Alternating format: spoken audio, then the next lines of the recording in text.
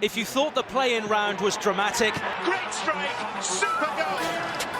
Oh yes! You say you want a revolution, well here it is! Then strap in for an unbelievable round one of the 2020 MLS Cup Playoffs. We have all 8 fixtures starting in the East with a remarkable match at Exploria Stadium. In round one's opening tie, Orlando City made their playoffs debut against the postseason perennials New York City FC, who'd won their last 4 regular season games. Commentary comes from Matt Jackson and Wayne Boyce. Here's Ruan. Oh, with the delivery, Nani was there. And the referee has pointed to the spot. It's a lovely ball whipped in from that right-hand side. Yeah, and this will be given as handball, I'm certain. Arms above the head, you're asking for trouble. And now Nani with the chance in the opening 5 minutes to score Orlando City's first ever playoff goal. Hesitant run out, but no mistake! And the Portuguese star of Orlando City does create a little bit of history in the opening 5 minutes. Jesus Medina, the in-swinger. It's a good delivery, it's a free header, and it's an equaliser for New York City. It is 1-1. Just a really good attacking header from Shano. Just what you need to get yourself back on level terms quickly.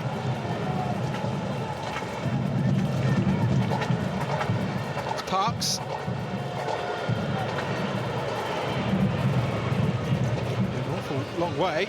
It's a decent effort from Castellanos, and it's a terrific double save from Galese.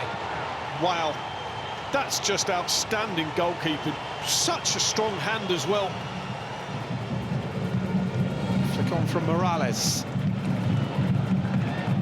Ruan across. It's poor from Mackay Steven. Oh, what's he doing? And Ruan's kicked out. He's in all sorts of trouble here. What's he doing? Well, there is the red for Ruan. Absolutely ridiculous. It's unprofessional. Actually really immature. I mean, that's naughty, but it's not a red card. That most definitely is from Ruan. There is Miller. Now Nani. Crossing towards Akindele! Oh, what a chance! What a chance to wrap up a place in the conference semi-finals for Taisho Akindele, and he puts it over. Oh, and it was the last kick as well. With no goals in extra time, the tie would be decided by a penalty shootout. Maxi Morales to start the shootout up against Galese. And he's hit the bar. Well, he's trying to claim that it crossed the line, but not sure it did. And what a start to the shootout. Orlando City with the chance to go in front. And it's Taisho Akindele who missed that big chance at the end of the 90 minutes, but he doesn't miss his penalty. And Orlando City lead by a 1-0 in the shootout. Big pressure penalty this now. Galese making himself big, but Medina keeps his cool and tucks it away.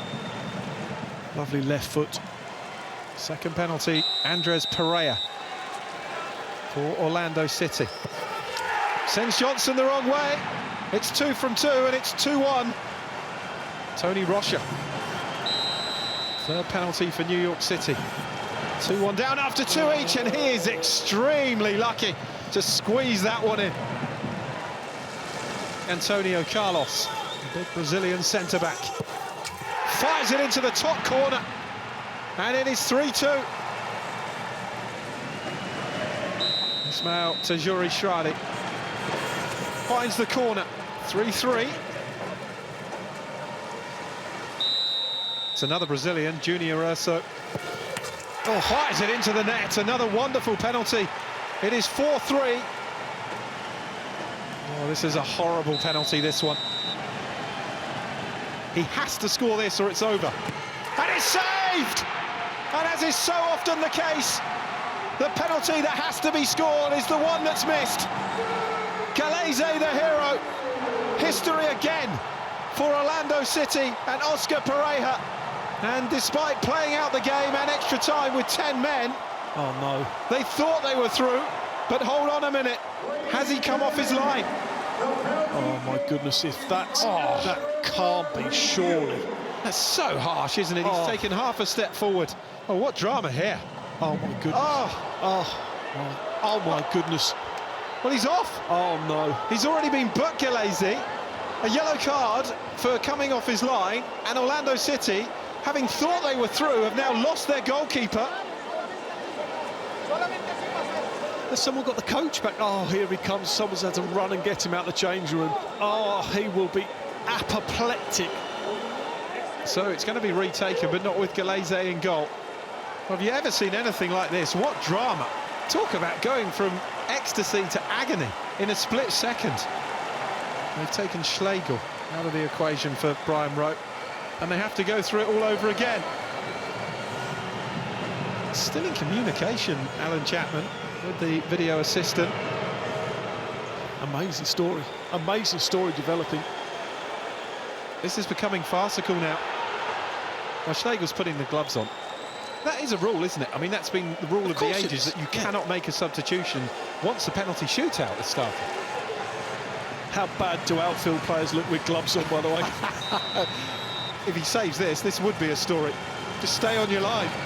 Castellanos with it, tucks it in, and it is 4-4 after all that, but Orlando City have the next penalty to go through. Nani. Talk about pressure on this. If he scores, they win, but if he misses, it goes to sudden death with Schlegel in goal for Orlando. Oh, and it's saved by Sean Johnson! That's a brilliant save. Acevedo finds the corner, and New York City lead 5-4, but we are into sudden death now. Robin Janssen has to score. Johnson has just saved from Nani. Well done. But he hasn't saved that one. Well done. And it's the Icelandic international, Gudmundur Thorarinsen. Saved by Schlegel! Can you believe it? The outfield player in goal for the shootout beats it away. And Orlando City have another chance. Well, they're celebrating, but there's another penalty to go, surely. Well, the score is 5-5 here. They have to score the next penalty. Benji Michel with this penalty to win it for Orlando City. And finally, at the third time of asking, Orlando City are through to the Eastern Conference semi-finals. They have beaten New York City here 6-5 on a penalty shootout that will be remembered for all the wrong reasons and for the ages. What just happened at the end, I never saw it before, and this is the beauty of this game, you know, that we're humans and full of emotions and mistakes and good things and all of that. Supporters' Shield winners, the Philadelphia Union and the New England Revolution, met to decide who would be Orlando's opponents in the conference semi-finals. Jamiro Montero's early chance highlighted the Union's intention to dominate proceedings.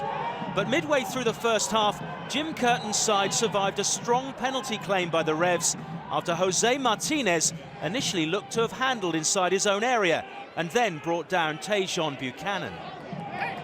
If the Revolution had felt hard done by, they certainly didn't allow it to affect them. 2 minutes later, Bruce Arena's players responded by taking the lead through Adam Buxa.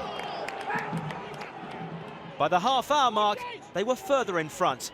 Again, the impressive Carles Gil provided the assist for Buchanan to dispatch his third goal in Major League Soccer, with all three coming against the Union this year. Early in the second half, man of the match Gil almost joined the scoring party. A lucky escape for the Union. But the two-goal deficit proved too difficult for them to overcome, as New England stood firm and booked their place in the conference semis, leaving Curtin and co to concentrate on their plans for next season. A first game in charge of the New York Red Bulls for new coach Gerhard Struber, and it just happened to be their biggest of the season so far as they made the trip to Columbus. The Austrian enjoyed the perfect start, a cross from Drew Yearwood that was only half cleared, and a miss-hit but extremely effective finish from the 17-year-old Caden Clark. The Red Bulls in front halfway through the first half. The crew, though, responded quickly. Pedro Santos in a promising position and Yearwood with a clumsy challenge.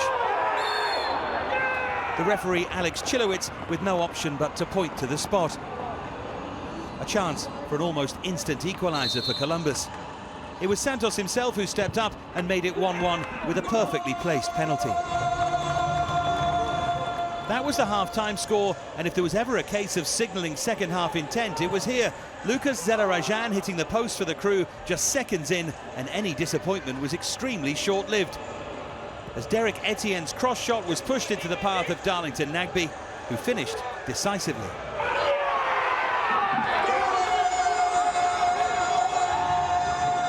It was a special beginning to the half, and it was one that Caleb Porter's side were eventually able to build on. Former Red Bull Etienne with the cross this time, and Jassi Zardes with the perfectly placed looping header.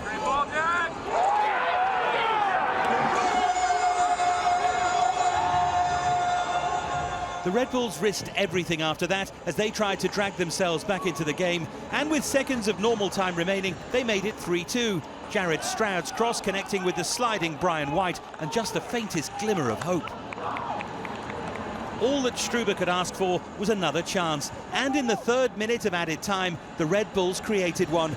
Tom Barlow in space at the far post, but Aloy Room made the save and ensured that Columbus made it through.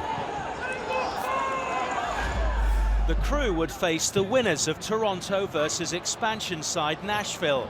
As clear favourites to progress, TFC almost took the lead after 26 minutes.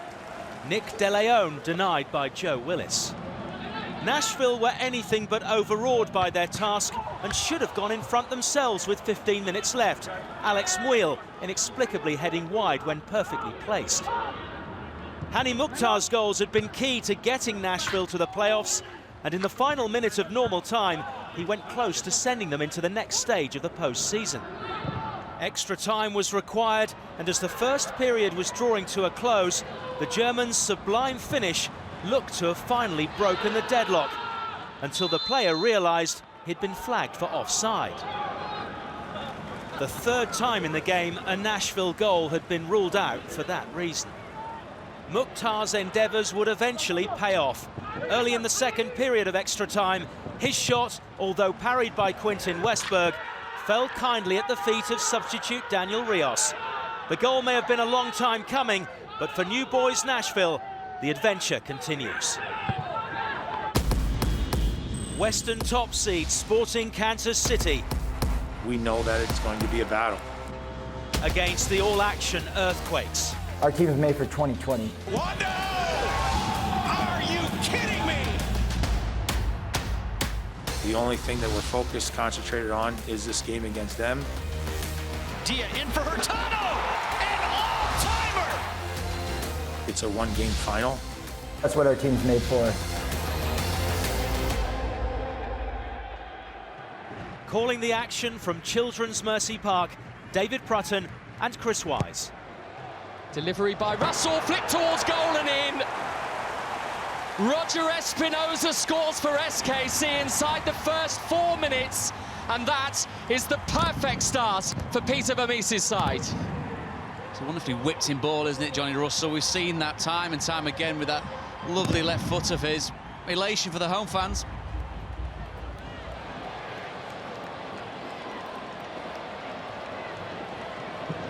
Espinoza's low ball in, it's come to Fierro, and it's deflected in.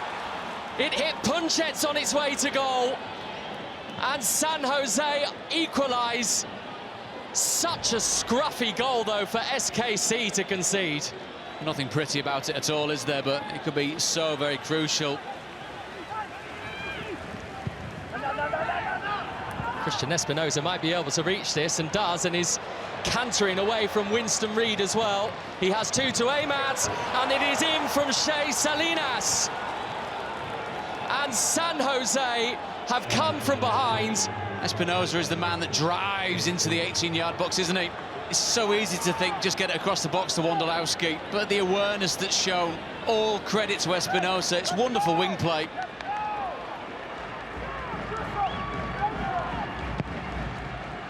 Buzio's ball in, and that's gone in as well. It's 2-2. Incredibly, SKC have scored at the start of both halves, both from corners, and they are level again, 2-2. And it is an Ilie goal. Lopez is just taking a moment to take a breath before taking it short. Helped in, Wondolowski, denied by the goalkeeper, and then Cow was there too, and neither could convert. Of all the people you want at the end of that chance, Bondo's the man, isn't he? Heroic goalkeeping, though, keeps his side in it. Russell lifting it forwards. Touches by Gerso. Good ball in. Lovely touch. Oh, what a goal! What a fantastic goal! Gianluca Buzio wins the game, surely for SKC. It really is a wonderfully constructed goal. Buzio needs to show composure. He needs to have real clarity in this position to be able to make it count. And my word, does he do that in that instant. Marcinkowski sends it forward. Another check of the watch from the referee. Upfield it goes towards Hurtado, and now Buzio's in again. He might be able to completely seal it now. Buzio still got it. Stopped by the goalkeeper. And can't quite get onto his own rebound. I feel tired for him. His legs just went in the end, didn't they? The mind must be running at 1,000,000 miles an hour as well. Working it through the thirds quite nicely. How many white shirts are in there? Several, and one of them's gone on the end of it. Can you believe it? Wondolowski has equalised. The right man in the right place. It's a glorious ball into the box. Such a dangerous in-swinging left foot cross. He can't have that much time and space. One of the greatest goal scorers MLS has ever seen. With no further scoring in extra time, it was on to the drama of a penalty shootout. Johnny Russell, of the first of these potentially 10 spot kicks.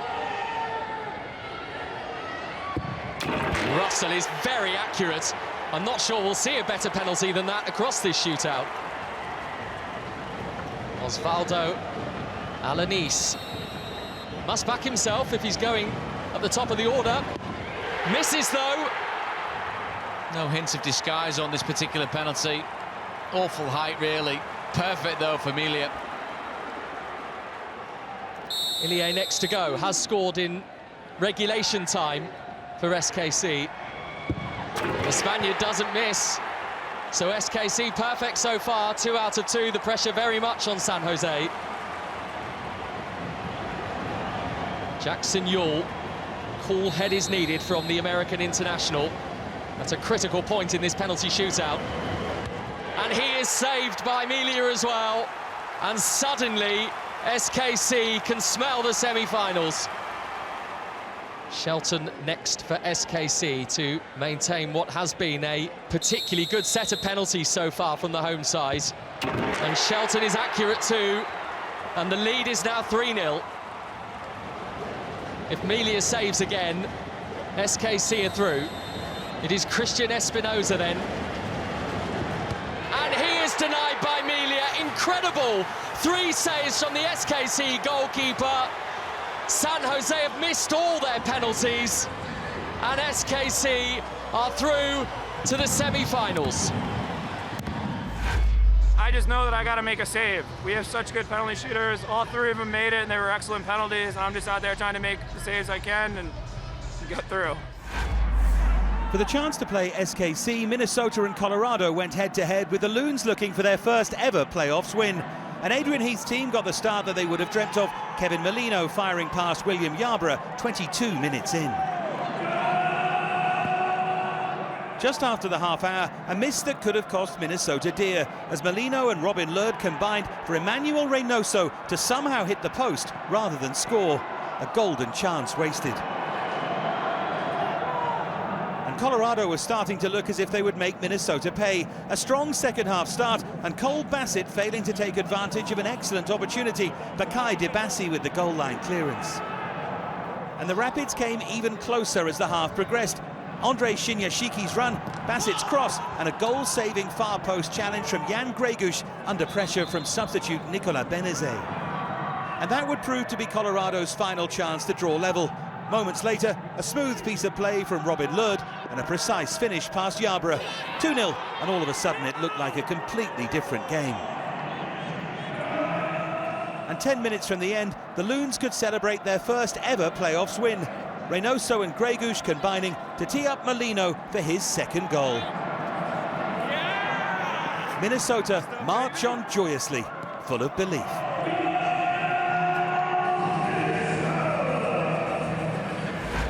The 2015 MLS Cup winners, the Portland Timbers, made the strongest start at home to FC Dallas. But after half an hour, Frank O'Hara breached the Timbers' defence to score against the run of play. However, a video review concluded that the Dallas forward had been in an offside position. Though Portland continued to pose the greater threat, it took them until the 82nd minute to open the scoring. Jorge Villafana with his second goal in 2 games, having gone 5 years without one. Dallas had been beaten by Portland in the playoffs twice in recent years and were on the brink of suffering at their hands again, until 17-year-old substitute Ricardo Pepi kept his composure to equalise in the 3rd minute of added time and take the game to extra time. He'd been on the field for less than 10 minutes. Diego Valeri scored and was voted the game's most valuable player when the Timbers lifted MLS Cup in 2015. With seconds left of extra time, he went agonisingly close to being the hero once again. And so to the tension of a shootout, which saw the first 15 penalties successfully converted. With Ima Tumasi making it 8-7 to FC Dallas, the man who thought his goal had been enough to take Portland through in normal time stepped forward. Villafana's night, though, ended in heartbreak as Jimmy Mara's save sent underdogs Dallas into the conference semi-finals for the first time in 4 years. With one Cascadia side gone, it was over to the other champion Seattle, who hosted LAFC at Lumen Field, looking to take their defence into another week. And they grabbed the lead 18 minutes in. Nicolas Ladero from a Jordan Morris pass. LAFC had the chance to reply almost immediately. A sharp turn from Carlos Vela and a leg stuck out by Nuhu Tolo. A clear foul and a penalty awarded by Kevin Stott. Vela went straight down the middle and Stefan Fry stayed where he was. Only Vela's 5th penalty failure at his 30th attempt. As the game approached its final half hour, the Sounders began to pile on the pressure, and their big 3 were right at the heart of the action. First, Morris unfortunate to see his effort deflect onto the crossbar. And then Ladero racing into a good position, receiving Morris's pass and striking the far post rather than the far corner. Seattle just not able to grab a second goal. With 25 minutes remaining, though, the 3rd member of the gang, Raul Ruidiaz, made sure with his finish. A thumping effort after Ladero's corner was touched on. With 13 minutes left, though, LAFC gave themselves a chance. Vela with a wonderful cross, which Edward Atuesta just had to make contact with. 2-1, and Bob Bradley's team back in it. The hope lasted for a matter of 3 minutes. Ladero and Ruidiaz combining for Morris to restore the 2-goal cushion.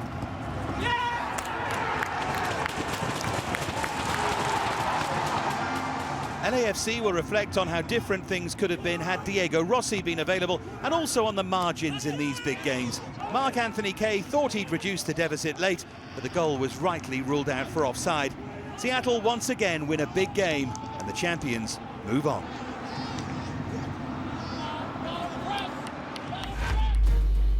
The conference semi-final lineup looks like this. In the West, Seattle take on Dallas in a repeat of last year's first round. It's SKC hosting Minnesota. While in the East, Nashville face a trip to Columbus. The opening tie on the 29th of November sees New England travel to Orlando. And it's with those unforgettable scenes at Exploria Stadium that we leave you. The Schwarzenegger saves it! Can you believe that?